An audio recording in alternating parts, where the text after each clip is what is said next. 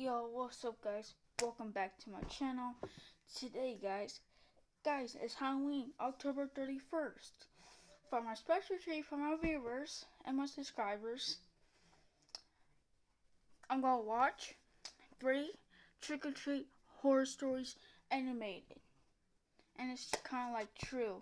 So, yeah, guys, I've seen this a couple times. I know Jason's he's sorry for the spoilers in here. I'm sorry. But I'm gonna ask for Halloween, so I'm gonna show you guys. I'll be right back.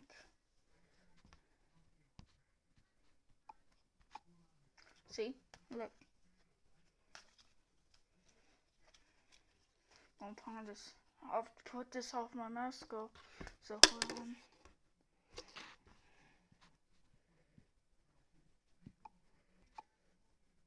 Okay, guys, let's get started. I'll be using pseudonyms, as I like to keep the identity of everyone involved in the story anonymous. That being said, I'll go by the alias Mike. My friends will go by Tom and Jerry, respectively. Oh, guys, he said Tom and Jerry. Guys, know that show? Tom and Jerry? Oh, guys, I saw the movie. It was amazing. Sorry for the pauses already, so yeah, let's get back to it. We're all dressed as characters from my favorite childhood cartoons. I was dressed as Naruto, as that was my brother likes Naruto. Tom was dressed as Goku from Dragon Ball Z. Jerry was dressed as Spider-Man, as he was a hardcore fan of the Tobey Maguire series that aired in the early 2000s. I remember us trick-or-treating for about a solid hour or two around the neighborhood. I could feel my legs get sore from all the relentless walking and strain from carrying my heavy sack of candy.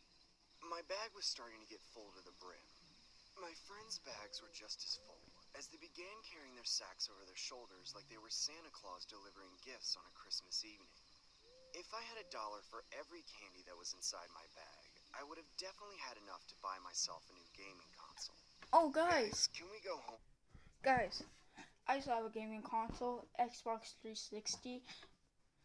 Well, I'm gonna ask for my parents for a new, like the Xbox Series X for Christmas. Or Santa. I know I'm 12.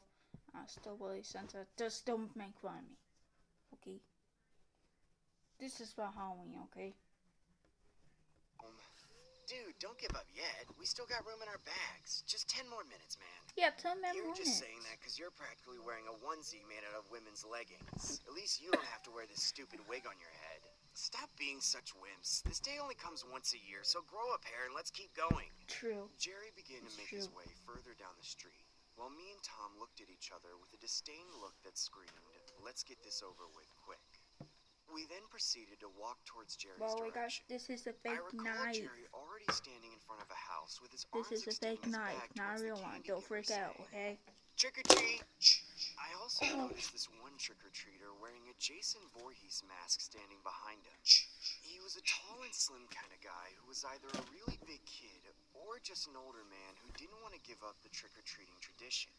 As we approached another house, Jerry said, "Alright guys, just 2 more houses, then we can bounce." The individual wearing the Jason mask casually inserts himself in the conversation and says, "Would you guys mind if I trick-or-treat with you as well? I lost my friends and don't have my cell phone on me." I personally didn't want this guy tagging along, as I was already done with the day and didn't need any further baggage prolonging the night. I casually make eye contact with Tom and Jerry while desperately trying to portray signals to not accept the guy's request. Jerry enthusiastically says, "Yeah, sure, let's go." "Thanks, guys. You made my Halloween so much better." We then proceeded to walk towards the next house while I began sulking under my breath saying, "Frickin' prick, since when was Jerry the shot caller?" I enjoy streaming on Spoon because it's basically a live podcasting app and there's no pressure to be on camera at all. Sorry for the ads, guys. Oh, I don't want to die! After about several minutes of trick-or-treating, I could honestly say that I didn't mind his company, as he seemed like a nice guy and introduced himself as Jason. No pun intended. Guys, can I tell you something? My dad's named Jason. I know it's crazy, right? guys, I'm still going on Sam's Halloween. Again, guys, this is a fake knife. Seriously, I got this at Spare Halloween. It's not real, okay? Sorry, all the pauses. We eventually finished trick-or-treating and decided to call it a night. Myself, Tom, and Jerry say our farewells to Jason as he responds saying, "It was nice meeting you guys. Just out of curiosity, whereabouts do y'all live?" No, do not show your emojis. Where's mom and dad? Sorry, that was my brother. Maybe I can walk with y'all home. Again, Jerry sporadically discloses the name of our street to him as me and Tom expressively show our disdain to Jerry for revealing such personal information. Well, how ironic. I live around y'all's area too. You guys mind? Hey, come on, bro. I'm recording. You're recording? If I walk home with you? Me and Tom remained silent as we made it pretty evident that we were upset at Jerry. Dude, I don't think my friends want to go. You guys look awfully tired. Just to make y'all feel better, I do know a shortcut if you're trying to avoid the long Stranger walk home. danger. Yeah, sure, dude. Count me in, dude. Where's it at? Jason then points his finger in the direction of an entrance of a forest preserve and says, "We'd have to walk through there. There's a path that could get us home in about 10 minutes tops." I'm gonna have to pass. I don't like deer, and I'm not trying to get eaten by a bear today. Screw it, I'm going. Same. I want to get home faster, dude. Later, Jerry. Me, Tom, and Jason begin making our way inside the forest while Jerry casually hangs back to go to his alternate direction home. As we got deeper into the forest, Jason took out a flashlight from his candy bag and began to flash it towards the pathway ahead of us. Well, I wouldn't really call it a pathway, as the entire ground was covered in dirt, leaves, trees, and bushes scattered everywhere. I remember walking for about 10 minutes, but in reality, it felt like 30. His directions were precise and his voice was comprehensible. I understood every instruction he was directing us to walk in, but couldn't digest why the walk was taking so long. I had completely ignored the fact that it was well over 10 minutes. For better context, me and Tom were leading the walk while Jason shined his flashlight from behind while giving out directions. Yo, are we there yet? My legs are freaking killing me, man. Dude, when are we gonna make it home? It's been like 20 minutes already. We'll be arriving there in just a minute, boys. As we began to walk further down the forest, I casually turned my head to glance at Jason, only to see him wearing his mask still, despite trick-or-treating being over with. I started to feel a little uncomfortable, and began questioning the guy's integrity by saying, "Dude, why are you still wearing your mask? And I'm starting to believe you're not leading us home." Stop! Jason then points at 2 shovels sitting on a small area of open dirt and says, "Both of you, pick up the shovels now!" Dude, what's going on? Jason then pulls out a long machete from the back of his pants and says, "Pick up those shovels and start digging a hole." What? Do it, weeb! Dude, what? Okay, guys. The next part, it's not family friendly, so just keep in mind. I watch this, or don't take nightmares. Kids, don't watch this. Don't watch this part. Just fast forward if you don't want to. Like the next part after they dig up the hole. So yeah, you can fast forward, and yeah, let's get back. Just let us go! Pick up the shovel and start digging, Naruto! This is your last warning that I'm killing you both! That's when me and Tom pick up the shovels and frantically start...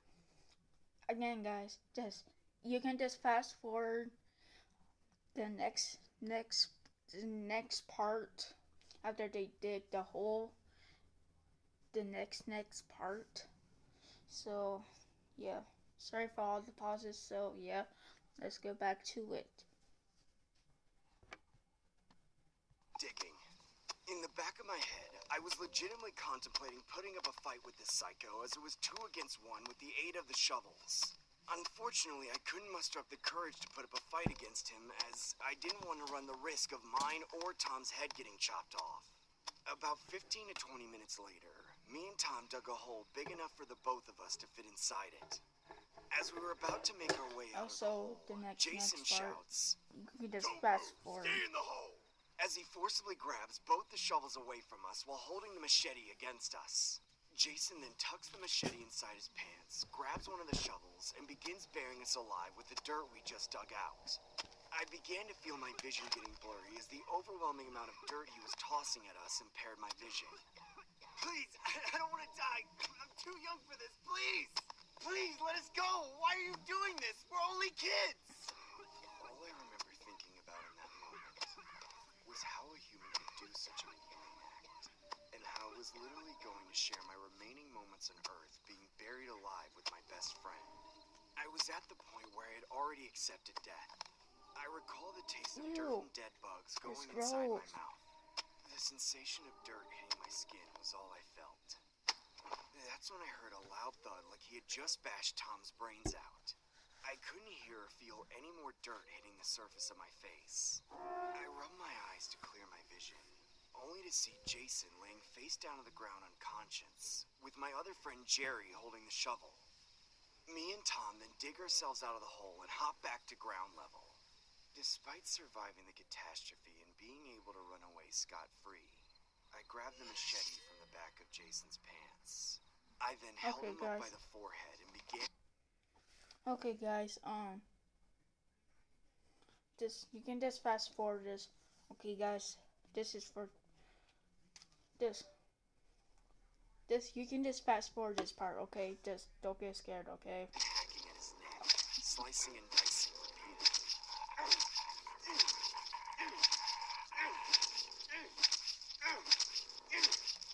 I eventually decapitated his head while my entire Naruto costume was covered in blood. I remember seeing my friends nonchalantly watching me with a gaunt emotion, almost like my sadistic actions didn't even faze them. I then pushed his body into the hole as my friends began to collectively bury him. As outlandish as the story sounds, it was a true story that actually happened to me. I always wondered what heaven would be like if I was to die alongside my friend Tom that night. Jerry was initially supposed to head home, but decided to follow us as he saw the machete tucked in the back of Jason's pants. He began to directly follow behind our footsteps and unexpectedly witnessed the altercation go down. As we were getting buried alive, he used the opportunity to knock Jason out with the second shovel sitting behind him. I still don't know to this day if his remains were ever discovered. All I know is that I had a deadly conscious seep inside my head that night, but at the same time, a hint of satisfaction.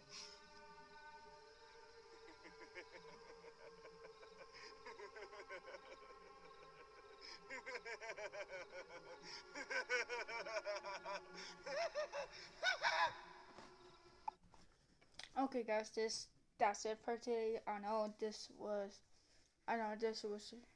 supposed to be a reaction video. Well, it is. So yeah, make sure to subscribe, hit notification bells. I will see you later.